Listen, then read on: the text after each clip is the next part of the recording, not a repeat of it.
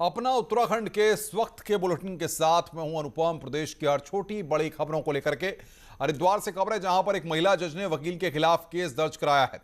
जज ने registrar general से वकील की शिकायत की। महिला जज ने वकील पर आपत्तिजनक व्यवहार का आरोप लगाया है। महिला जज परिवार न्यायालय में तैनात है। लक्सर कोतवाली में केस दर्ज होने के बाद अब पुलिस पूरे मामले की जांच पड़ताल में जुट गई है।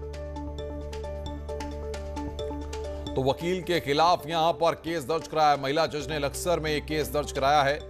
वकील की रजिस्ट्रार जनरल से शिकायत की गई है। आपत्तिजनक व्यवहार का आरोप यहां पर लगाया गया है। परिवार न्यायालय में तैनात है महिला जज। और बातचीत करने के लिए पुलकित शुक्ला हमारे संवाददाता हरिद्वार से हमारे साथ जुड़ रहे हैं। पुलकित, जरा विस्तार से बताएं, ये पूरा मामला है क्या और किस तरीके से मामला संज्ञान में आया? देखिए, हरिद्वार के परिवार न्यायालय में तैनात है महिला जज, जिन्होंने एक वकील पर, एक सीनियर वकील पर ये इस तरह का आरोप लगाया है कि जो वकील है उनके साथ लगातार जो है आपत्तिजनक अभद्र व्यवहार कर रहे हैं। रास्ते में वो उनसे जो है बातचीत करते हैं। इसके अलावा उन्होंने कुछ गलत ढंग से वो उनको अभद्र मैसेज भी भेज रहे हैं। तो इसकी जो शिकायत है महिला जज ने रजिस्ट्रार जनरल हाईकोर्ट को की थी, जिसके बाद हरिद्वार के एसएसपी के लिए ये जांच के लिए आदेश आए थे। और पुलिस ने फिलहाल इसमें जांच के लिए जो है लक्सर कोतवाली में जो केस इसमें छेड़छाड़ का दर्ज कर लिया गया है। पुलिस मामले की जांच कर रही है। ये अपनी तरह का एक बड़ा अजीब मामला है कि जो न्यायपालिका के अंदर ही महिला जज को जो है एक वकील के ऊपर इस तरह का आरोप लगाना पड़ रहा है। जी बिल्कुल पुलकित, लेकिन सवाल यहां पर ये, क्या उस वकील की तरफ से अब तक कोई रिएक्शन आया है? जो आरोप लगाए गए हैं उनके बारे में कुछ कहा गया है? नहीं, देखिए, वकील की तरफ से अभी तक इसमें कोई दूसरा अभी उनकी कोई प्रतिक्रिया इसमें सामने नहीं आई है, क्योंकि लगभग ये एक सप्ताह से अधिक का ये मामला है। जब ये इसकी शिकायत वहां पर की गई थी तो उसके बाद ये शिकायत के लिए जो जांच के जो आदेश हैं वो वहां पर लौट कर आए, हरिद्वार की जिला पुलिस के लिए आए। जिला पुलिस को, एसएसपी को जो आदेश हाईकोर्ट से दिए गए हैं, और उसके बाद अब पुलिस ने फिलहाल यहाँ पर थाना स्तर पर इसमें अब जांच शुरू कर दी है और केस भी दर्ज कर लिया गया है। तो जाहिर तौर पर जो भी इसमें जांच में बात सामने आएंगी उनको जरूर वो उनका पता चलेगा। जी बहुत बहुत शुक्रिया पुलकित, आप नजर बना के रखिए, आगे भी हम आपसे अपडेट लेते रहेंगे। पुलकित शुक्ला हमारे संवाददाता इस वक्त की बड़ी खबर पर हमें अपडेट दे रहे थे। आज कांग्रेस पेट्रोल डीजल की बढ़ती कीमतों के खिलाफ प्रदेश के सभी विधानसभा क्षेत्रों में प्रदर्शन करेगी। देहरादून में प्रदेश अध्यक्ष प्रीतम सिंह की मौजूदगी में प्रदर्शन होगा। सुबह 11 बजे से कांग्रेस का यह विरोध प्रदर्शन होना है। तो कांग्रेस का प्रदर्शन आज होना है दून में प्रदेश अध्यक्ष भी मौजूद रहेंगे। सुबह 11 बजे से कांग्रेस का प्रदर्शन होगा। पेट्रोल डीजल की बढ़ती कीमतों का कांग्रेस पार्टी यहां पर विरोध कर रही है और इसी को लेकर आज जगह ब जगह प्रदर्शन किए जा रहे हैं। 70 विधानसभा क्षेत्रों में ये प्रदर्शन होंगे। देहरादून से खबर, जहां पर भारतीय सैन्य एकेडमी में 6 विदेशी और 4 भारतीय जेंटलमैन कैडेट्स पर डिसिप्लिनरी एक्शन हुआ है। 24 फरवरी को, इसके बाद 2 और 3 मार्च को जेंटलमैन कैडेट्स के 2 ग्रुप के बीच मारपीट हुई थी, जिसकी पुष्टि आईएमए प्रशासन ने की है। आईएमए के पीआरओ का कहना है कि आईएमए अपने उत्कृष्ट प्रशिक्षण मानकों और अनुशासन बेंचमार्क के लिए दुनिया में अपनी पहचान अलग रखता है। 2 और 3 मार्च को एकेडमी में सैन्य प्रशिक्षण प्राप्त कर रहे कुछ जेंटलमैन कैडेट के बीच में अनुशासनहीनता किए जाने की घटना की सूचना मिली थी। इसमें कहा गया था कि तजाकिस्तान और भारत के कुछ कैडेट्स के बीच में हाथापाई हुई है। सैन्य अधिकारियों ने अनुशासन के इस उल्लंघन को गंभीरता से लिया और कोर्ट ऑफ इंक्वायरी की गई, क्योंकि इस घटना में एक मित्र देश के कुछ जेंटलमैन कैडेट भी शामिल थे।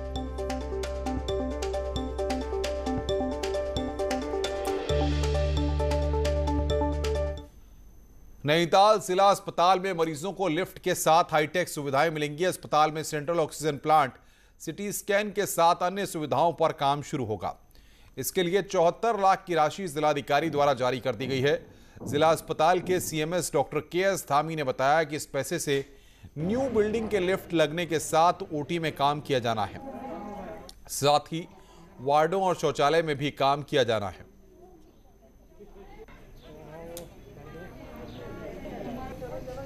तो 74 से 76 लाख रुपीस मिला हुआ है और आरईएस कर रही है इसको, और इसमें पहले से ही प्रस्तावित है। इसी में ही हमारा एक जो ऑडियोमेट्री रूम है वो ऑलरेडी पहले से ही बन रहा है और उसमें 80% काम हो गया, तो जल्दी ऑडियोमेट्री भी शुरू होने वाली है। तो उसी के साथ साथ ये वाला वर्क भी अगले 8-10 दिन में स्टार्ट हो जाएगा। चंपावत जिले में बारिश के चलते कई जगह मलबा आने से सड़कें बंद हैं। टनकपुर से लेकर घाट तक एनएच कई जगह बंद होने से तैयारियों पर सवाल उठ रहे हैं। बताया जा रहा है कि पहाड़ी कटिंग के चलते बारिश के दिनों में आए दिन मलबा आता है। हालांकि डीएम ने बताया कि लैंडस्लाइड जोन वाले इलाकों में जेसीबी की तैनाती की गई है, साथ ही सभी विभागों को अलर्ट पर रखा गया है। मानसून को लेकर दो तैयारियां हैं। एक तो हमारी जो रेगुलर आपदा रहती है, जिसमें हमारे रास्ते बंद होते हैं, लैंडस्लाइड आती है, उसकी तैयारियां हैं। तो उसमें हम लोग जनपद स्तर पर जितनी प्लानिंग करनी थी वो कर चुके हैं। लगभग 24 जेसीबी हम लगा चुके हैं जहां जहां पॉइंट पर लगनी थी, और ये ईयर मार्क कर चुके हैं कि कौन सी जेसीबी से कौन से पॉइंट पर रेस्पॉन्ड किया जाएगा। आगे बढ़ते हैं। चंपावत जिले में 2 दिन से हो रही मूसलाधार बारिश के साथ ही बरसाती नाले का पानी लोगों के घर में घुस रहा है। जिले के दूरस्थ लड़याल सिरा तोक में ग्रामीणों की रात खौफ में कट रही है। सुबह होते ही बरसाती नाले का घर में जमा गंदा पानी निकाल रहे हैं, तो वहीं बरसाती नाले के तेज बहाव से किसानों की फसल के साथ खेत में भू कटाव भी हो रहा है। ऐसे में ग्रामीण प्रशासन से मदद की गुहार लगा रहे हैं। आगे बढ़ते हैं। टिहरी के विधायक धन सिंह नेगी की तरफ से चंबा नगर पालिका को विधायक निधि से सैनिटाइजेशन मशीन दी है। करीब 7.5 लाख मूल्य की यह मशीन काफी बड़ी है। इससे पूरे शहर के सैनिटाइजेशन का काम आसानी से हो सकेगा। इससे पहले चंबा पालिका को छोटी मशीन होने के चलते काफी दिक्कतें हो रही थी। सांसद अजय भट्ट ने खटीमा क्षेत्र का दौरा किया और इस दौरान खटीमा और अनकमत्ता विधायक भी साथ में रहे। सांसद भट्ट ने सिविल अस्पताल का निरीक्षण किया और फ्रंटलाइन कोरोना वॉरियर्स को सम्मानित किया। भट्ट ने कहा कि जल्द ही डॉक्टरों की कमी को दूर किया जाएगा। हम लोग भविष्य के लिए अपने सारे हॉस्पिटल्स को वेल इक्विप्ड कर देना चाहते हैं। ठीक ठाक तरीके से सारे इंस्ट्रूमेंट्स आ जाएं और जितनी भी चीज़ों की आवश्यकता होती है वो आ जाएं। रुद्रप्रयाग के संसारी गांव में हार्टी टूरिज्म नर्सरी का जिलाधिकारी ने निरीक्षण किया। इस नर्सरी को उद्यान विभाग ने तैयार किया है, जिसमें कई प्रजातियों के फलदार पौधे और सब्जियों को लगाया गया है।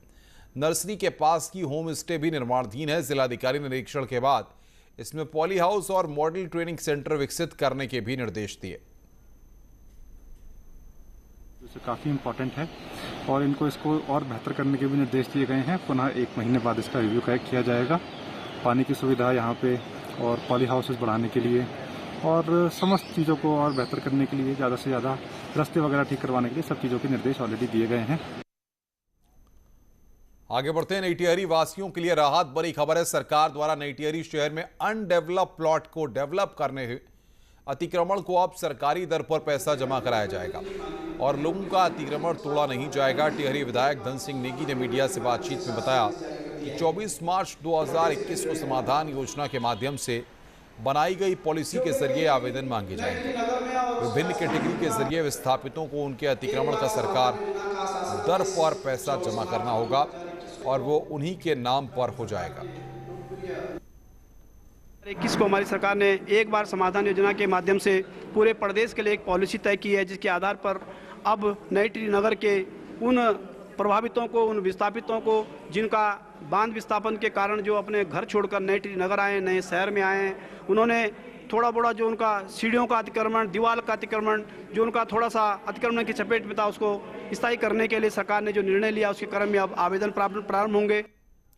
मुख्यमंत्री तीरथ सिंह रावत का 3 महीने का कार्यकाल पूरा हो चुका है और अगले 3 महीने में मुख्यमंत्री को विधायक का चुनाव लड़ना है। अब करीब यह तय माना जा रहा है कि मुख्यमंत्री गंगोत्री सीट से चुनाव लड़ेंगे, लिहाजा तैयारियों ने जोर पकड़ लिया है।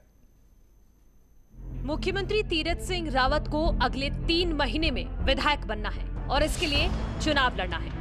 सूत्रों की माने तो प्रदेश बीजेपी संगठन को इलेक्शन के लिए राष्ट्रीय संगठन की हरी झंडी मिल चुकी है और उपचुनाव के लिए करीब गंगोत्री सीट फाइनल हो चुकी है। खबर है कि राष्ट्रीय संगठन किसी दूसरे विधायक से सीट खाली नहीं करवाना चाहता, बल्कि खाली चल रही गंगोत्री सीट से चुनाव चाहता है। यही वजह है कि मंत्री बिशन सिंह चुफाल कार्यकर्ताओं का मन टटोलने उत्तरकाशी पहुंचे हैं। वहीं प्रदेश अध्यक्ष मदन कौशिक भी मुख्यमंत्री के साथ मिलकर फाइनल तैयारी में जुटे हैं। गंगोत्री से वहाँ के हमारे जो विधायक थे, अचानक उनकी डेथ हो गई। वहाँ के कार्यकर्ताओं ने मुख्यमंत्री से मिलकर और उनको कहा कि आप गंगोत्री से लड़ लीजिए। अनेक वरिष्ठ कार्यकर्ताओं का भी इस प्रकार का मन आया है, जो वहाँ के रहने वाले हमारे जिला अध्यक्ष हैं, अन्य लोग हैं, कि आप वहाँ से लड़ लीजिए। तो अब इस पर हम लोग विचार कर रहे हैं। प्रदेश अध्यक्ष मदन कौशिक दावा कर चुके हैं कि मुख्यमंत्री के लिए 5 विधायक सीट छोड़ने की बात कह चुके हैं, जिसमें बद्रीनाथ से महेंद्र भट्ट, कोटद्वार से हरक सिंह रावत, लैंसडाउन से दिलीप रावत, यमकेश्वर से ऋतु खंडूरी और धर्मपुर से विनोद चमोली शामिल हैं। अब इसी बात को कांग्रेस मुद्दा बना रही है और सीट छोड़ने की बात को विधायकों और बीजेपी की नाकामी बता रही है। अगर बीजेपी में आत्मविश्वास होता तो किसी को सीट छोड़ने की आवश्यकता नहीं पड़ती। जो सरकार मुख्यमंत्री पर दांव खेलने में हिम्मत नहीं जुटा पा रही, या जो दल जो है मुख्यमंत्री को चुनाव लड़ाने में जो है दांव नहीं खेल पा रहा है, उसकी स्थिति 2022 में क्या होगी आप अंदाजा लगाएं। मुख्यमंत्री तीरथ सिंह रावत के दिल्ली से लौटने के बाद बीजेपी का फोकस उपचुनाव पर है और खबर है कि प्रदेश अध्यक्ष मदन कौशिक जल्द मुख्यमंत्री की फाइनल सीट का ऐलान कर सकते हैं, ताकि वक्त रहते 2022 के फाइनल से पहले होने वाले सेमीफाइनल की तैयारी पूरी हो सके। दीपांकर भट्ट, न्यूज़ 18, देहरादून। और इस वक्त सबसे अहम और बड़ी खबर, प्रधानमंत्री नरेंद्र मोदी से मिलेंगे सीएम योगी आदित्यनाथ। यूपी सदन से पीएम आवास के लिए निकले। आज जेपी नड्डा से भी मुलाकात करनी है सीएम योगी आदित्यनाथ को। कल गृह मंत्री अमित शाह से मुलाकात हुई। कई अहम मुद्दों पर चर्चा संभव है और यूपी सदन से पीएम आवास के लिए निकले हैं उत्तर प्रदेश के मुख्यमंत्री योगी आदित्यनाथ। ये इस वक्त बड़ा अपडेट हमारे पास आ रहा है।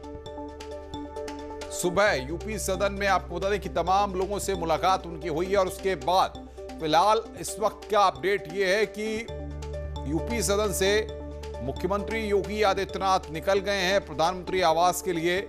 और अब से थोड़ी देर बाद, क्योंकि 11 बजे का वक्त तय किया गया था और 11 बजे प्रधानमंत्री आवास पर दोनों के बीच में मुलाकात होनी है, बातचीत होनी है। कल हमने देखा था गृह मंत्री अमित शाह के साथ मुलाकात हुई थी, लगभग 1.5 घंटे तक दोनों के बीच में बातचीत हुई थी। और आज पहले प्रधानमंत्री नरेंद्र मोदी के यहां निकले हैं और उसके बाद प्रधानमंत्री से मुलाकात के बाद जेपी नड्डा से भी मुलाकात का कार्यक्रम है। अनूप हमारे साथ जुड़ रहे हैं प्रधानमंत्री आवास से। अनूप, 11 बजे का वक्त मुलाकात के लिए रखा गया है।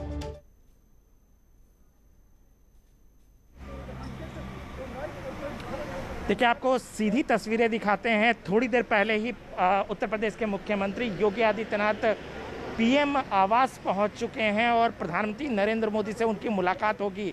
ये कह सकते हैं कि थोड़ी ही देर के बाद उनकी मुलाकात शुरू हो जाएगी। और ये जो आपका काफिला देख रहे हैं वो उत्तर प्रदेश के मुख्यमंत्री योगी आदित्यनाथ का है, जो यूपी सदन से निकले और सीधे प्रधानमंत्री आवास पहुंचे हैं। काफ़ी महत्वपूर्ण बैठक प्रधानमंत्री नरेंद्र मोदी के साथ होना है। देखिए, सूत्र बता रहे हैं कि पिछले महीने ही योगी आदित्यनाथ को प्रधानमंत्री नरेंद्र मोदी से मिलना था, लेकिन जिस तरीके से कोरोना महामारी का प्रकोप था उसकी वजह से योगी आदित्यनाथ नहीं मिल पाए। और जिस तरह से आपने भी देखा कि लगातार राज्य में उनका दौरा चल रहा था और अब उनकी मुलाकात जो है वो शुरू होने वाली है प्रधानमंत्री नरेंद्र मोदी से।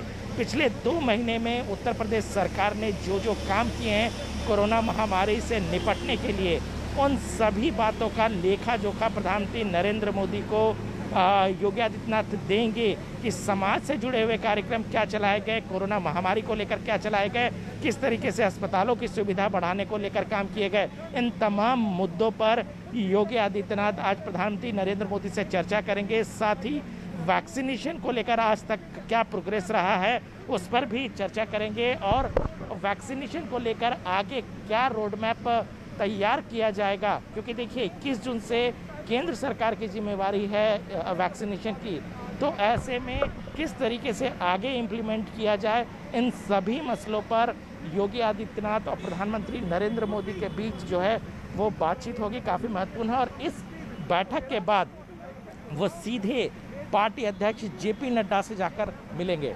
जी हाँ, बिल्कुल अनूप, लेकिन सबसे बड़ी बात यहां पर यह है कि कल हमने देखा था गृह मंत्री अमित शाह से उनकी मुलाकात हुई थी और आज प्रधानमंत्री से और उसके बाद जेपी नड्डा से मुलाकात। उसके बाद का क्या कार्यक्रम है?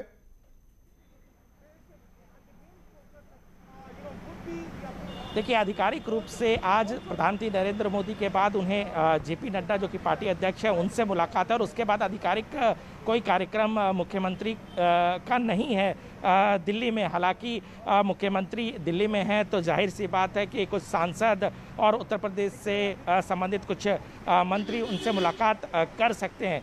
लेकिन जिस तरीके से कल उन्होंने गृह मंत्री से मुलाकात की और उसके बाद वहाँ पर चर्चा की और उसके बाद अनुप्रिया पटेल का मिलना, ये तमाम चीज़ें है कि आगे आने वाले वक्त में सरकार और संगठन को लेकर जरूर चर्चा की गई है, क्योंकि बहुत ज़्यादा वक्त नहीं बचा है, उत्तर प्रदेश में विधानसभा चुनाव होने हैं। जी हाँ, बिल्कुल अनूप। और जिस तरीके से हमने देखा कि कल गृह मंत्री से जब मुलाकात हुई थी उसके बाद कुछ और भी नेता वहां पर मुलाकात करने के लिए पहुंचे थे, तो अब प्रधानमंत्री के साथ मुलाकात हो रही है। 12:30 बजे का वक्त बताया गया है जेपी नड्डा के यहाँ मुलाकात का।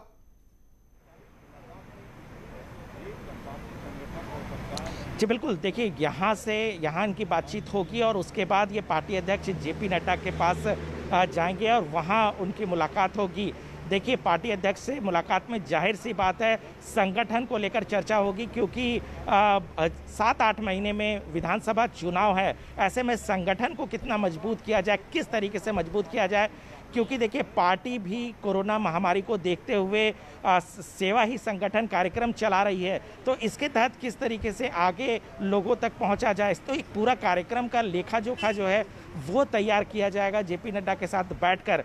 क्योंकि देखिए पिछले दिनों भी कई मीटिंग्स दिल्ली में उत्तर प्रदेश को लेकर हुई है, तो जाहिर सी बात है आगे किस तरीके से ज़मीन पे उतर कर कार्यक्रम को और इम्प्लीमेंट करना है, क्योंकि देखिए कोरोना महामारी की वजह से चुनौती बहुत बड़ी हो गई है। ऐसे में लोगों के साथ किस तरह से ज़्यादा कनेक्ट किया जाए, जो विधायक हैं, सांसद हैं, मंत्री हैं, वो किस तरह से उनको जिम्मेदारी दी जाए, तो इन तमाम मसलों पर जेपी नड्डा के साथ इनकी बातचीत होगी। और जाहिर सी बात है कि ये काफ़ी महत्वपूर्ण कहा जा सकता है, क्योंकि ये जो 2 दिनों का दौरा मुख्यमंत्री योगी आदित्यनाथ का है, देखिए पहले अमित शाह से मिलना, फिर प्रधानमंत्री नरेंद्र मोदी से मिलना और फिर जेपी नड्डा, ये 3 बड़े नेता हैं और इन तीनों से इनकी मुलाकात काफ़ी मायने कह सकते हैं। बिल्कुल अनूप, अभी हमने जैसा देखा कि कल भी जब मुख्यमंत्री मुलाकात करने गृह मंत्री के यहाँ गए थे तो कोई और उनके साथ नहीं था। आज जब प्रधानमंत्री के यहाँ मुलाकात करने गए तो क्या कोई साथ में था या अकेले ही मुख्यमंत्री गए हैं?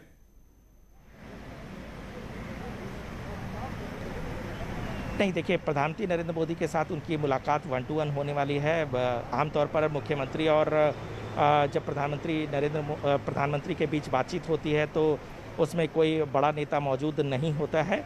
बहुत महत्वपूर्ण कहा जा सकता है, क्योंकि देखिए पिछले 2 महीने में आपने भी देखा कि किस तरीके से कोरोना महामारी से पूरा देश जूझता हुआ दिखाई दिया। उत्तर प्रदेश में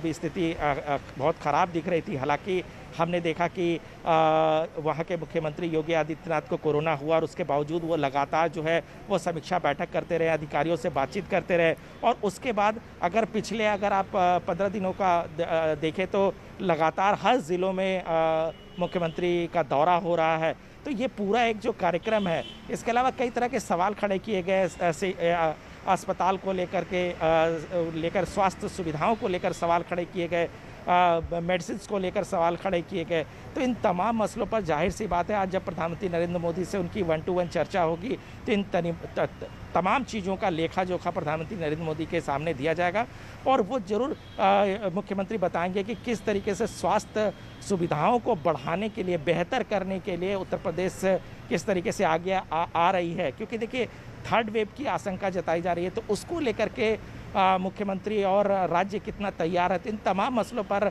आज प्रधानमंत्री को जरूर वो बताएंगे।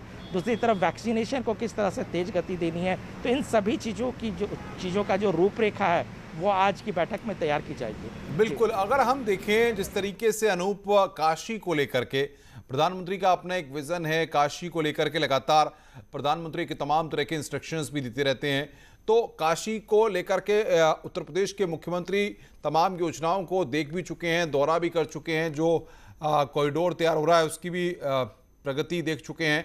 इनके बारे में भी ब्रीफ किया जा सकता है?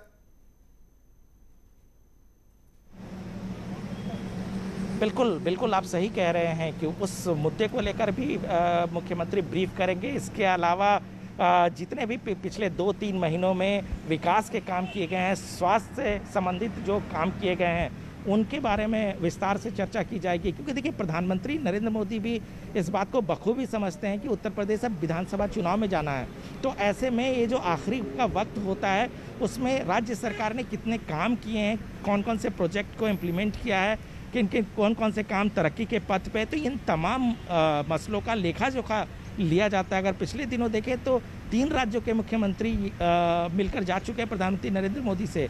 तो ऐसे में ये काफ़ी महत्वपूर्ण बैठक है और योगी आदित्यनाथ जरूर पूरा जो एक चर्चा है मुख्यमंत्री की तरफ से, वो प्रधानमंत्री नरेंद्र मोदी के साथ किया जाएगा। बिल्कुल अनूप, अगर बात करें जिस तरीके से अभी हम देख रहे थे कि तमाम जो बीजेपी के नेताएं हैं और बाकी लोग हैं यूपी सदन में, वहां पर बहुत सारे लोग मिलने के लिए भी मुख्यमंत्री से पहुंचे।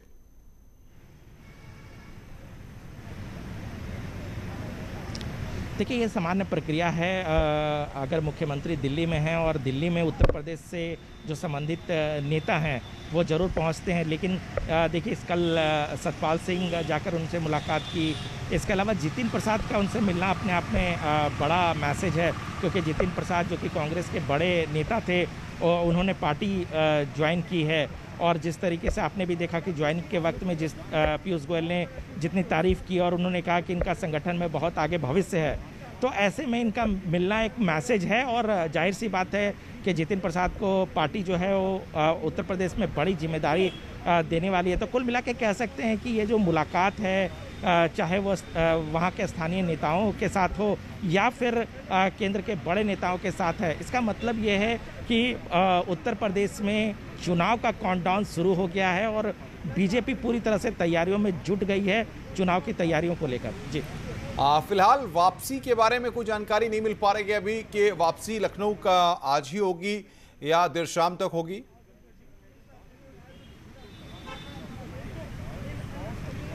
देखिए, जो संभावना जताई जा रही है कि देर शाम तक उनकी वापसी हो जाएगी, क्योंकि जो आधिकारिक रूप से जो मुख्यमंत्री कार्यालय की तरफ से हम लोगों को बताया गया, उसके मुताबिक अभी प्रधानमंत्री नरेंद्र मोदी से उनकी मुलाकात हो रही है और उसके बाद वो सीधे पार्टी अध्यक्ष जेपी नड्डा के पास जाएंगे, वहाँ उनसे मुलाकात होगी और उसके बाद कोई कार्यक्रम उनका आधिकारिक रूप से नहीं है। यूपी सदन में जाएंगे और वहीं रहेंगे और हो सकता है कि कुछ नेताओं के साथ उनकी औपचारिक और अनौपचारिक वहाँ मुलाकात हो और उसके बाद देर शाम तक वो लखनऊ लौट जाए। जी, बिल्कुल अनूप, जिस तरीके से प्रधानमंत्री से मुलाकात हो रही है, इसके बाद राष्ट्रीय अध्यक्ष जेपी नड्डा से भी मुलाकात होगी। उत्तर प्रदेश में हम देख रहे हैं कि भारतीय जनता पार्टी जिस तरीके से तमाम योजनाओं को लेकर के, प्रचार प्रसार को लेकर के, बाकी चीज़ों को लेकर के फोकस कर रही है, पार्टी के अध्यक्ष से मुलाकात में भी उन्हीं बातों को और डेवलपमेंट के सिनेरियो को लेकर के आगे रखी जाएंगी।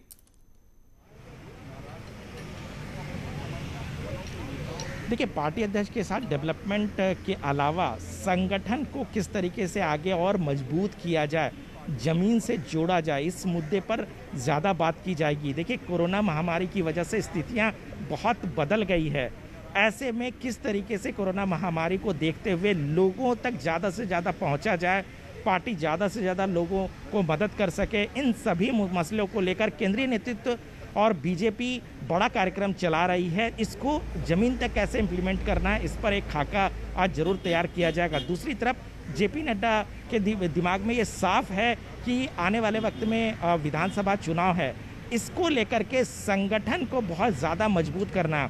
और आपको एक बात और बता दूं कि पिछले दिनों लगातार बैठकों का दौर दिल्ली में भी जारी रही और इस बार जो विधानसभा में उम्मीदवार खड़े किए जाएंगे या आज के समय में जो एमएलए हैं, उनकी रिपोर्ट कार्ड भी बीजेपी तैयार करेगी। यानी जिन नेताओं ने, जिन विधायकों ने, जिन सांसदों ने अनूप, क्या मीडिया से मिलने का, बातचीत का कोई कार्यक्रम रखा गया है, कोई जानकारी मिल पा रही है, या फिर उत्तर प्रदेश के मुख्यमंत्री मीडिया से भी बातचीत कर सकते हैं?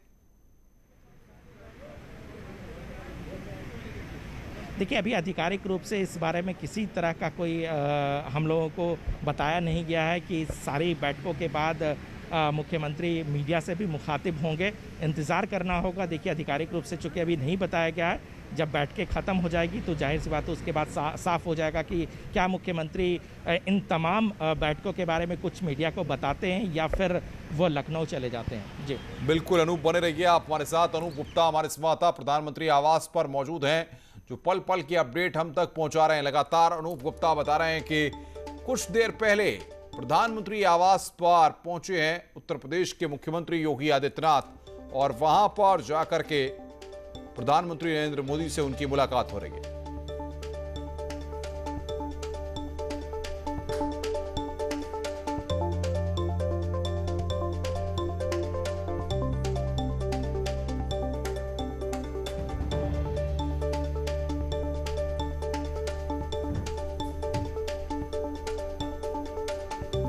तो पीएम मोदी और सीएम योगी की यहां पर मुलाकात हो रही है। आज प्रधानमंत्री आवास पर यह मुलाकात हो रही है। कल उत्तर प्रदेश के मुख्यमंत्री योगी आदित्यनाथ ने गृह मंत्री अमित शाह से मुलाकात की थी। 1.5 घंटे तक मुलाकात चली थी और उसके बाद यूपी सदन में जितिन प्रसाद के साथ और तमाम भारतीय जनता पार्टी के नेताओं के साथ योगी आदित्यनाथ की बातचीत हुई, मुलाकात हुई। आज भी सुबह यूपी सदन में तमाम अफसर और बाकी लोग मुख्यमंत्री से मुलाकात करने के लिए पहुंचे, वहां पर भी बातचीत हुई है। तो 11 बजे का ये वक्त यहां पर तय था। उससे पहले ही प्रधानमंत्री आवास पहुंचे हैं उत्तर प्रदेश के मुख्यमंत्री योगी आदित्यनाथ, और वहां पर मोदी और योगी के बीच में मुलाकात हो रही है। प्रधानमंत्री नरेंद्र मोदी और मुख्यमंत्री योगी आदित्यनाथ के बीच में मुलाकात जारी है फिलहाल, और इसके बाद पार्टी के राष्ट्रीय अध्यक्ष जेपी नड्डा से मुलाकात का कार्यक्रम है। तो 3 अहम मुलाकातें हैं। पहली मुलाकात कल गृह मंत्री अमित शाह के साथ हुई, दूसरी मुलाकात प्रधानमंत्री नरेंद्र मोदी के साथ फिलहाल चल रही है इस वक्त प्रधानमंत्री आवास पर, और तीसरी जो अहम मुलाकात है वो मुलाकात है जेपी नड्डा के साथ, जो कि पार्टी के राष्ट्रीय अध्यक्ष हैं। तो इन 3 मुलाकातों में से एक मुलाकात हो चुकी है, दूसरी मुलाकात फिलहाल अभी जारी है, और तीसरी मुलाकात प्रधानमंत्री से मुलाकात के बाद होगी। इसके बाद उत्तर प्रदेश के मुख्यमंत्री योगी आदित्यनाथ वहां पर जाएंगे और जाने के बाद वो बातचीत करेंगे जेपी नड्डा के साथ, जो कि पार्टी के राष्ट्रीय अध्यक्ष हैं।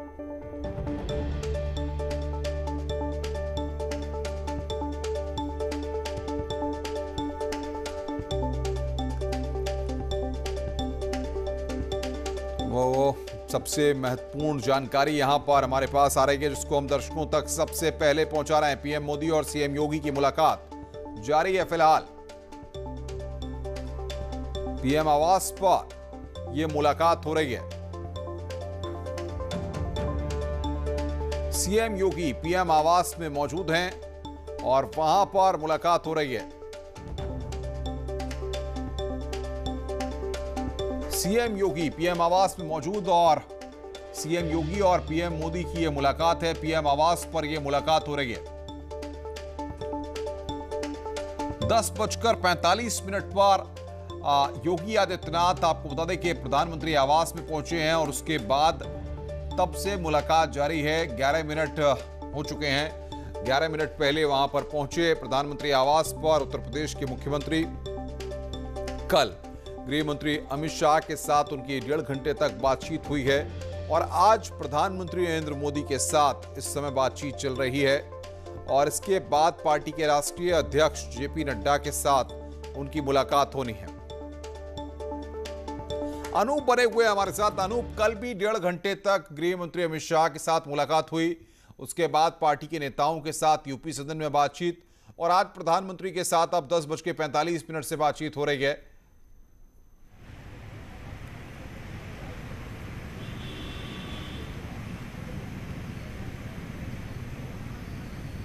अनूप, आपको मेरी आवाज मिल रही है?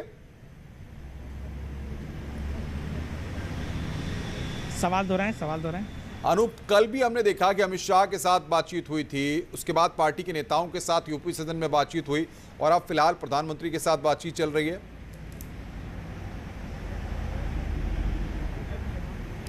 नहीं, बिल्कुल देखिए, प्रधानमंत्री नरेंद्र मोदी के साथ बातचीत चल रही है, काफ़ी महत्वपूर्ण, जिसका जिक्र लगातार हम कर रहे हैं। और कल जिस तरीके से अमित शाह के साथ बैठक हुई, तकरीबन 1.5 घंटे ये बैठक चली, लेकिन आपको इस बात को भी समझना होगा कि जिस तरीके से योगी आदित्यनाथ की बैठक के बाद अनुप्रिया पटेल वहाँ पहुँची, उसके बाद निषाद पार्टी के डॉक्टर संजय निषाद वहाँ पहुँचे, तो ये सारे कुछ न कुछ संदेश दे रहे हैं कि आने वाले वक्त में किस तरीके से पार्टी अपने गठबंधन को मजबूत करना चाहती है, संगठन को मजबूत करना चाहती है और आगे वो चुनावी मोड में उतरना चाहती है। किसी भी तरीके से वो कोताही नहीं बरतना चाहती है।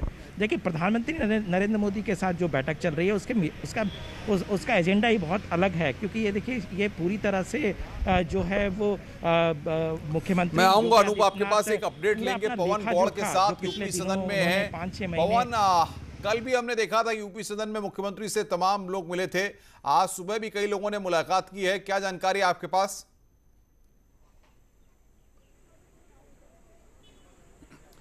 देखिए, कल जैसे ही गृह मंत्री अमित शाह के साथ मुलाकात खत्म होती है, उसके बाद यहां बागपत से सांसद सत्यपाल सिंह यूपी सदन पहुंचते हैं, मुलाकात करते हैं। उसके बाद हाल ही में बीजेपी की सदस्यता ग्रहण करने वाले जितिन प्रसाद मुख्यमंत्री के पास पहुंचते हैं और मुलाकात करते हैं। उनका कहना यह है कि शिष्टाचार मुलाकात थी, मैंने कल ही पार्टी ज्वाइन की तो मैं उनसे शिष्टाचार मुलाकात करने आया। उसके बाद में केंद्रीय मंत्री जनरल वीके सिंह पहुंचते हैं, एक सांसद है बीजेपी के राज्यसभा अनिल अग्रवाल, वो यहाँ पहुंचते हैं। सुबह की अगर बात करें तो गाजियाबाद के डीएम राकेश कुमार सिंह, जिन्होंने हाल ही में जो यहाँ गाजियाबाद में आए हैं, उसके अलावा नोएडा के कमिश्नर आलोक कुमार सिंह, वो भी यहाँ यूपी सदन पहुँचते हैं, क्योंकि नोएडा की और गाजियाबाद की जो स्थिति है, कोविड को लेकर क्या उनके प्रयास किए जा रहे हैं, कोरोना को लेकर, वैक्सीनेशन को लेकर, क्या आगे फ्यूचर में उनके प्रोग्राम्स रहने वाले हैं, क्योंकि वैक्सीनेशन को तेजी से कराना बहुत प्राथमिकता है सरकार की।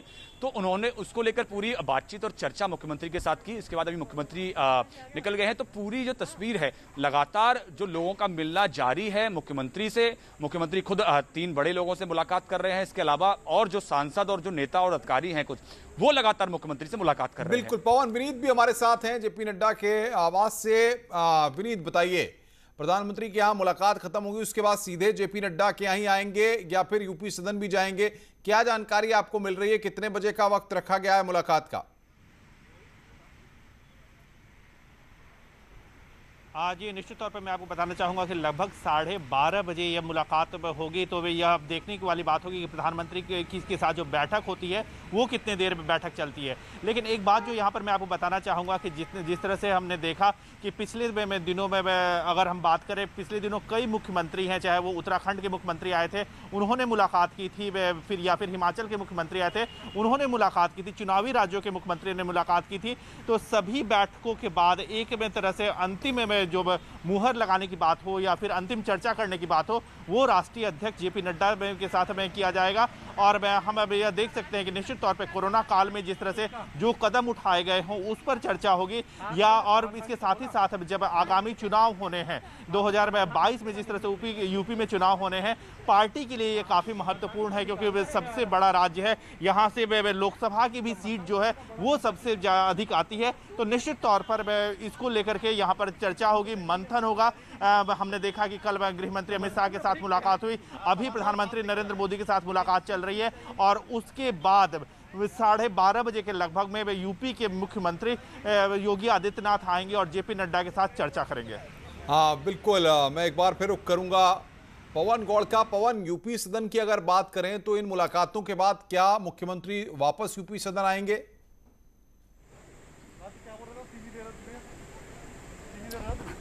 देखिए, अभी उनका जो कार्यक्रम है वो बीजेपी के राष्ट्रीय अध्यक्ष जेपी नड्डा से मुलाकात तक का कार्यक्रम उनका अभी तक तय हुआ है। 12:30 बजे जेपी नड्डा से मुलाकात होगी, उसके बाद में उनका कार्यक्रम आरक्षित रखा गया है, और उसको जैसे अगर उनको आगे किसी से मुलाकात का समय मिलता है तो फिर वो आगे मुलाकात करेंगे, अन्यथा उनके फिर वापसी का कार्यक्रम तय किया जाएगा। तो फिलहाल तक का अभी यही कार्यक्रम है, किसी और से मुलाकात का कार्यक्रम फिलहाल तय नहीं है। जैसे ही अगर किसी और से मुलाकात का कार्यक्रम तय होता है तो उसके बारे में हम लगातार अपडेट करते रहेंगे। बिल्कुल पवन, ये बताइए कि आज सुबह आप बता रहे हैं कि तमाम अधिकारी वहां पर पहुंचे थे, बाकी लोगों से भी मुलाकात हुई, तो क्या पॉलिटिकल पार्टी बीजेपी के कुछ और नेता भी वहां पर पहुंचे हुए थे मुलाकात करने के लिए?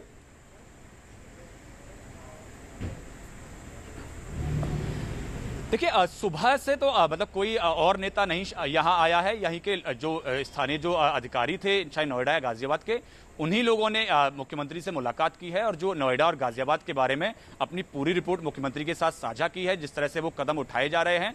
तो खासकर क्योंकि ये कर्टसी कॉल होती है, जब भी मुख्यमंत्री दिल्ली आते हैं तो दिल्ली में मौजूद जितने भी सांसद होते हैं वो यहाँ मुख्यमंत्री से मुलाकात करने आते हैं। उसके अलावा जो नोएडा और गाजिया जो एनसीआर क्षेत्र के जो अधिकारी होते हैं वो मुख्यमंत्री के पास आते हैं और उनको अपने अपने क्षेत्र के बारे में जानकारी देते हैं। तो फिलहाल सिर्फ इन्हीं लोगों की मुलाकात मुख्यमंत्री से हुई है। आगे अगर कोई और मिलने आएगा या क्योंकि अभी तक उनके मुख्यमंत्री के पास समय की अब ये है कि उनका फिक्स है ऑलरेडी, प्रधानमंत्री से मुलाकात कर रहे हैं, फिर राष्ट्रीय अध्यक्ष जेपी नड्डा से मुलाकात करेंगे, उसके बाद उनको अभी तक कोई और से मुलाकात का समय फिक्स नहीं हुआ है। बिल्कुल, अनूप के पास हम चलते हैं। अनूप, क्या वहां से जानकारियां मिल पा रही हैं आपको, क्योंकि 10:45 पे मुलाकात शुरू हुई है, तो क्या अपडेट्स मिल पा रहे हैं आपको? क्या आने वाले वक्त में और भी कुछ नेताओं से मुलाकात हो सकती है जेपी नड्डा के बाद?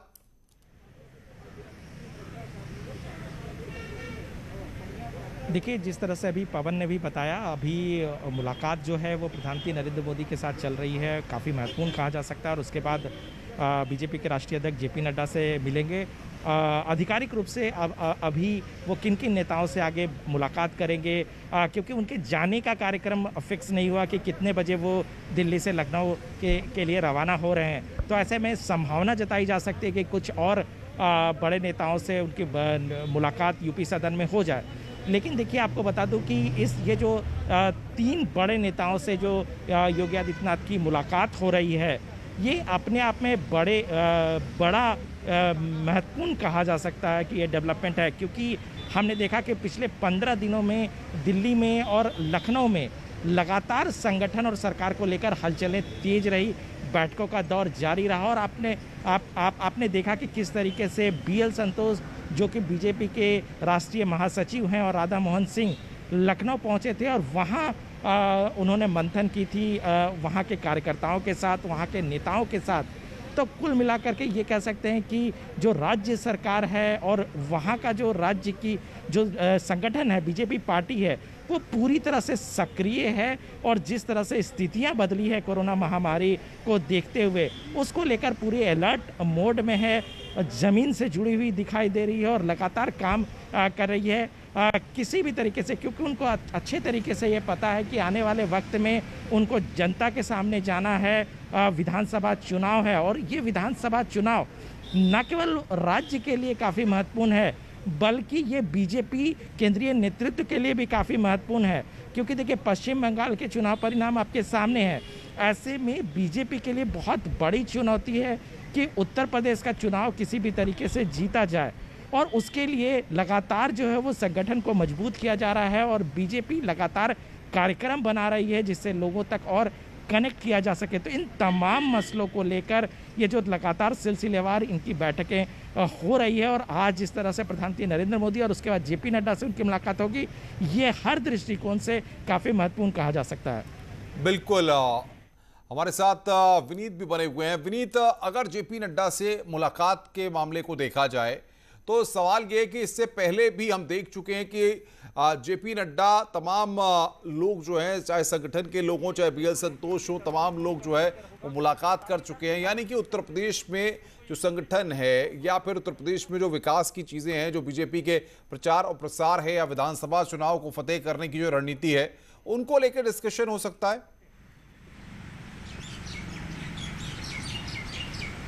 जी, निश्चित तौर पर मैं आपको बताना चाहूँगा कि अभी पिछले हफ्ते ही में जेपी नड्डा ने मुलाकात की थी। सारे पार्टी के महासचिवों के साथ उन्होंने मुलाकात की थी और साथ ही साथ सारे मोर्चा के प्रमुखों के साथ मुलाकात की थी। साफ तौर पर उसमें यह कहा गया था कि कोरोना के खिलाफ जो जंग है उसको लेकर के तो चर्चा हुई थी, लेकिन जो हमारे सूत्र हमें बता रहे हैं कि जो चुनावी राज्य हैं, जिनके आगामी जो चुनावी राज्य हैं, उनको लेकर के भी चर्चा हुई थी। तो निश्चित तौर पर इसमें उत्तर प्रदेश का भी नाम आता है। उत्तर प्रदेश का भी में भी 2022 में चुनाव होने वाले हैं। तो निश्चित तौर पर जब जेपी नड्डा के साथ उत्तर प्रदेश के मुख्यमंत्री मुलाकात करेंगे तो चुनावों को लेकर के चर्चा होगी। जैसा कि अभी अनूप जी बता रहे थे कि उत्तर प्रदेश जो है वो काफ़ी बड़ा राज्य है और वो केंद्रीय नेतृत्व के लिए वो काफ़ी महत्वपूर्ण होता है कि उसे जीता ही जा सके, क्योंकि हमने देखा है कि जिस तरह से बंगाल का हमने हाल देखा है, उसी तरह से अगर हम बात करें महाराष्ट्र में भी बीजेपी सरकार में थी लेकिन सरकार नहीं बना पाई।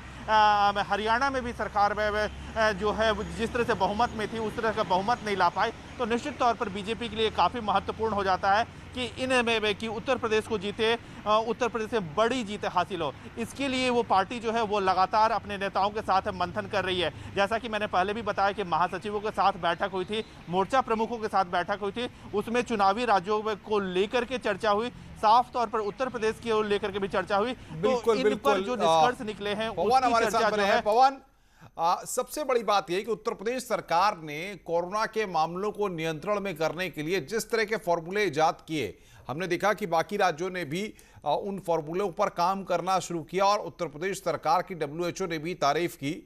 तो कहीं ना कहीं जो कदम उठाए गए मुख्यमंत्री के द्वारा उनकी सराहना हर तरफ हुई है और इसके बीच में प्रधानमंत्री या फिर JP नड्डा या अमित शाह को उन तमाम चीज़ों से अवगत कराना भी जरूरी था, इसीलिए मुख्यमंत्री एक एक करके तमाम लोगों से मुलाकात कर रहे हैं।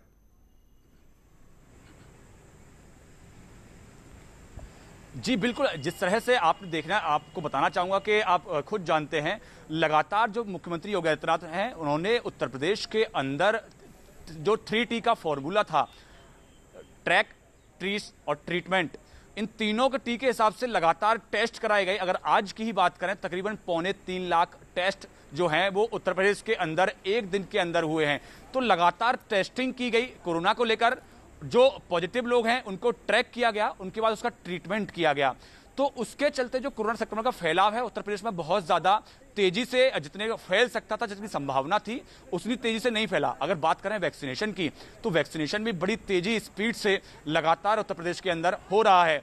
तो ये सारी चीज़ें जो हैं वो केंद्रीय नेतृत्व के सामने रखना था, क्योंकि वैक्सीनेशन इस लिहाज से भी महत्वपूर्ण है अगली साल की शुरुआत में, क्योंकि अब 6-7 महीने बचे हैं, विधानसभा चुनाव होने हैं। वैक्सीनेशन ज़्यादा से ज़्यादा लोगों के अंदर कराना ज़रूरी है जिससे कि विधानसभा चुनाव को समय पर, जो निर्धारित समय है उस पर संपन्न कराया जा सके, क्योंकि अगर वैक्सीनेशन नहीं होगा तो फिर से कोरोना संक्रमण के फैलाव का खतरा ज़्यादा बना रहेगा। तो उसके लिए एक बहुत बड़ा चैलेंज है उत्तर प्रदेश सरकार के लिए। और इसी काम के लिए खुद योगी आदित्यनाथ शुरू से लीड कर रहे हैं। आपने देखा कि जब उनकी तबीयत भी खराब थी कोरोना काल के दौरान, खुद कोरोना पॉजिटिव हो गए थे, तो फिर भी वो हॉस्पिटल से लगातार आइसोलेशन में रहते हुए और वो लगातार दिशा निर्देश दे रहे थे किस तरह से पूरे प्रदेश भर में काम होना है, किस तरह से काम करना है। तो ये अपने आप में बहुत महत्वपूर्ण चीजें हैं। अब लगातार अपना जो रिपोर्ट है कोरोना काल के दौरान जो उन्होंने काम किया, आगामी उनकी क्या तैयारियां हैं वैक्सीनेशन इत्यादि को लेकर, वो केंद्रीय नेतृत्व के सामने रख रहे हैं। और जो यहां से दिशा निर्देश और प्राप्त होंगे कि किस तरह से आगे बढ़ना है, क्योंकि केंद्र ने हालांकि जिम्मेदारी अपने ऊपर ली है वैक्सीनेशन की, लेकिन उसके लगाने का जिम्मा राज्यों के ऊपर छोड़ा हुआ है। तो उसमें किस तरह से आगे बढ़ना है, क्योंकि बहुत महत्वपूर्ण फैक्टर जो है वो वैक्सीनेशन है। अगर वैक्सीनेशन उत्तर प्रदेश सरकार ज़्यादा से ज़्यादा लोगों में इस साल के अंत तक करवाने में कामयाब हो गई तो ये अपने आप में बहुत बड़ा अचीवमेंट होगा और कहीं ना कहीं विधानसभा चुनाव में इसका फायदा पार्टी को जरूर मिलेगा। तो इन सब चीजों को लेकर लगातार आपके पास बने रहिए। हमारे साथ अनूप भी हमारे साथ है। अनूप, जिस बात का जिक्र यहाँ पर पवन कर रहे हैं, जाहिर तौर पे उत्तर प्रदेश में पिछले 3-4 महीने के दौरान इस सेकेंड लेयर में जो कदम योगी आदित्यनाथ के द्वारा उठाए गए, जो मॉनिटरिंग की गई, जो सुपरविजन किया गया, खुद पॉजिटिव थे लेकिन उसके बाद भी इतने सक्रिय और इस तरीके से कोऑर्डिनेट कर रहे थे कि उन्होंने बहुत जल्द ही कोविड के केसेस को कम कर दिया।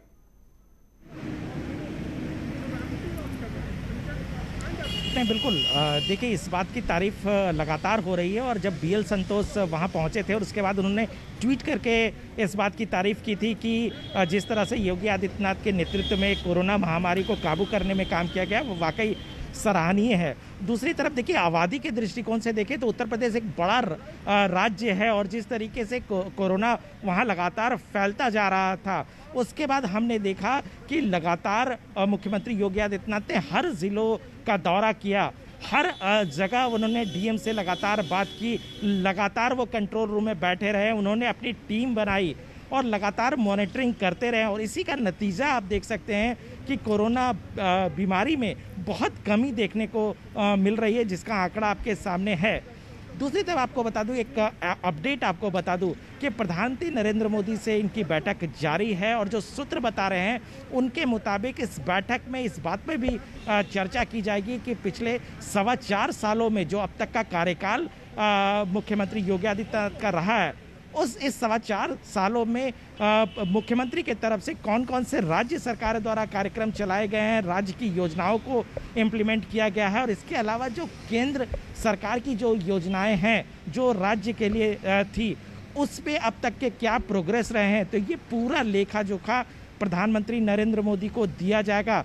क्योंकि देखिए अब यूपी को चुनाव में जाना है, ऐसे में जनता के सामने वो किन किन बातों को रखेगी, क्योंकि देखिए बीजेपी के जो सूत्र बता रहे हैं एक बार फिर से वो विकास के एजेंडे पर वो चुनाव में जाना चाहती है। ऐसे में पिछले 4.25 सालों में क्या क्या विकास के कार्यक्रम किए गए हैं, उन कार्यक्रमों के सहारे पार्टी जो है वो चुनाव में जाएगी कि क्या क्या विकास के काम, क्योंकि आपने भी काशी का जिक्र किया, उसी तरह से हर ज़िलों में क्या क्या विकास के कार्यक्रम किए गए हैं, केंद्र की योजनाओं को किस तरीके से इम्प्लीमेंट किया है, इन सभी बातों का लेखा जोखा आज मुख्यमंत्री योगी आदित्यनाथ प्रधानमंत्री को देंगे और उसके बाद इसी योजना को वो जेपी नड्डा के सामने रखेंगे और इसी से के सहारे एक लेखा जोखा तैयार होगा कि इनकी उपलब्धि अब तक क्या रही है राज्य को लेकर के। क्योंकि देखिए लगातार विपक्ष कई तरह के आरोप उत्तर प्रदेश सरकार पर लगाती है, तो ऐसे में इनका एजेंडा साफ है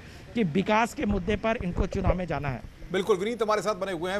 विनीत, आपके पास अभी उत्तर प्रदेश में जिला पंचायत अध्यक्ष पद का भी चुनाव होना है और उसको लेकर लखनऊ में बैठक भी हो चुकी है।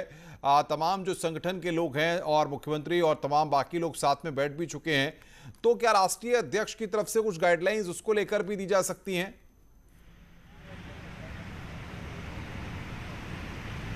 जी निश्चित तौर पर जिला पंचायत अध्यक्षों को लेकर के भी यहाँ पर चर्चा हो सकती है। जैसा कि हमने कल देखा कि कल जब गृह मंत्री अमित शाह के साथ मुलाकात हो रही थी उस वक्त जो है वो अनुप्रिया पटेल आई थी, तो हो सकता है और इसकी संभावना भी यह जताई जा रही है कि जिला पंचायत अध्यक्षों को लेकर के वहाँ पर चर्चा हुई। इसके साथ ही साथ अमित शाह के साथ में कई और उत्तर प्रदेश के नेताओं ने मुलाकात की और जिससे यह उम्मीद जताई जा रही है कि जिला पंचायतों को अध्यक्षों को लेकर के भी यहाँ पर उनसे के साथ चर्चा हुई होगी। इसके साथ ही साथ मैं आपको बताना चाहूँगा कि इन सभी चर्चाओं के बाद यहाँ पर जब जेपी नड्डा के पास पहुँचेंगे जो बीजेपी के राष्ट्रीय अध्यक्ष हैं, तो निश्चित तौर पर जो उत्तर प्रदेश के मुख्यमंत्री योगी आदित्यनाथ वो जिला पंचायत अध्यक्षों के नामों को लेकर के या फिर किस तरह से अधिक जिला पंचायतों पर कब्जा जमा सके, बीजेपी का कब्जा हो या फिर सहयोगियों का कब्जा हो, उसको लेकर के रणनीति बनाई जाएगी और क्या खाका होगा इसकी भी चर्चा यहाँ पर की जाएगी। एक बात और आपको मैं यहाँ पर बताना चाहूंगा, जाहिर तौर पर पवन गौड़ के पास एक बार चलते हैं। पवन, उत्तर प्रदेश में जब कोविड के केसेस पीक पर थे और मुख्यमंत्री कोरोना पॉजिटिव थे, उसके बाद जैसे ही मुख्यमंत्री ठीक हुए बिना देरी किए उन्होंने अपने दौरे शुरू कर दिए थे अस्पतालों में, अलग अलग मंडलों में जाकर के। तो वहां की जो ग्राउंड रिपोर्ट थी, वहां की जो स्थिति थी और उस पूरे फॉर्मूले को कैसे अधिकारियों के साथ संवाद किया, कैसे लोगों के साथ इंटरेक्ट किया, कैसे लोगों की मदद की गई, इन सब बातों को भी प्रधानमंत्री के साथ बातचीत में बताया जाएगा।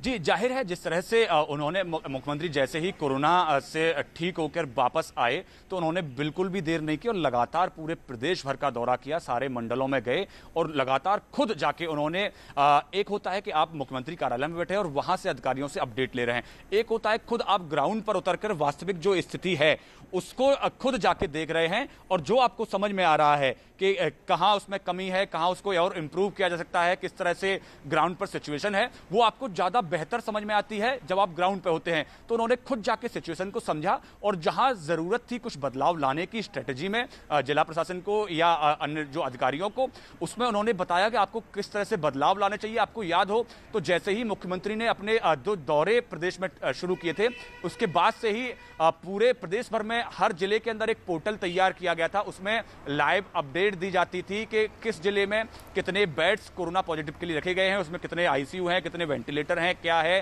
कितने बेड्स भरे हुए हैं, कितने बेड खाली हैं, किस अस्पताल में खाली हैं। तो ये अपडेट उस दौरे से जैसे शुरू हुआ था उसके बाद से ही ये अपडेट आना शुरू हुई थी। तो लगातार उसमें इंप्रूवमेंट किया गया। अधिकारियों को जमीन पर जाकर जो कमी दिखी मुख्यमंत्री को वो बताई गई, उसको इंप्रूव किया गया। तो ये अपने आप में बहुत महत्वपूर्ण कदम होता है, क्योंकि आप हर चीज को जो है वो मुख्यमंत्री कार्यालय में बैठकर नहीं समझ सकते, लेकिन मुख्यमंत्री जमीन पर उतरे और उन्होंने जमीन की जो समस्याएं हैं, बारीकियां हैं, उनको समझा और उसके बाद जरूरी दिशा निर्देश दिए। उसका परिणाम हम सबके सामने है। इस बात को जरूर खुद लगातार प्रधानमंत्री खुद एक्टिव रहते हैं, वो लगातार उनके जितने भी पूरे देश भर के मुख्यमंत्री क्या काम कर रहे हैं हम समय समय पर देखते भी रहते हैं। आज जैसा कि आप बता भी रहे थे कि गौतम बुद्ध नगर और गाजियाबाद के अफसर वहां पर मुलाकात करने के लिए यूपी सदन पहुंचे थे, तो उनसे जो फीडबैक मिला होगा, उनसे जो जानकारियां मिली होंगी, क्योंकि जिस तरीके से अफसर अगर जो ग्राउंड की सिचुएशन बता रहे हैं, कितने पॉजिटिव केसेस हैं या क्या स्थिति है, या ब्लैक फंगस को लेकर के क्या मामले हैं, या जो और कदम उठाए जा रहे हैं, इनको भी कहीं ना कहीं प्रधानमंत्री को ब्रीफ किया जा सकता है।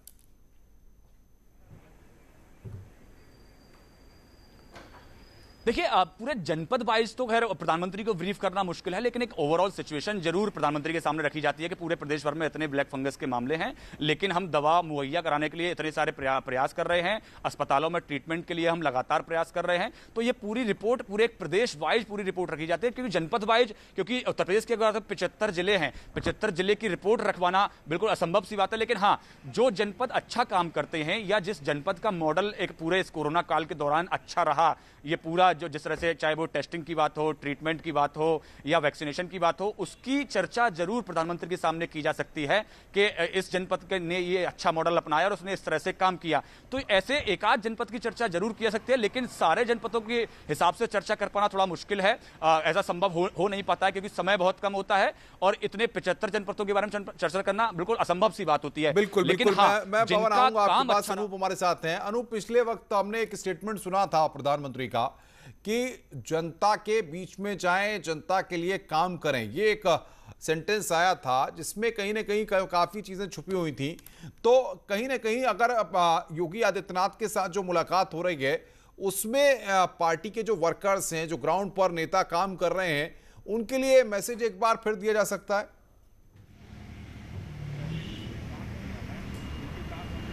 नहीं, बिल्कुल। देखिए, प्रधानमंत्री नरेंद्र मोदी हमेशा ये कहते हैं कि जो पार्टी के सांसद हैं, पार्टी के विधायक हैं, पार्टी के नेता हैं, उनका जुड़ाव ज़मीन से होना चाहिए, लोगों के साथ हमेशा संपर्क में रहना चाहिए। क्योंकि पिछले दिनों कोरोना महामारी के दौरान कई तरह के सवाल खड़े हुए, ऐसे में प्रधानमंत्री नरेंद्र मोदी को फिर से दोबारा कहना पड़ा कि लोगों से टूटे नहीं, लोगों से दूर ना हो।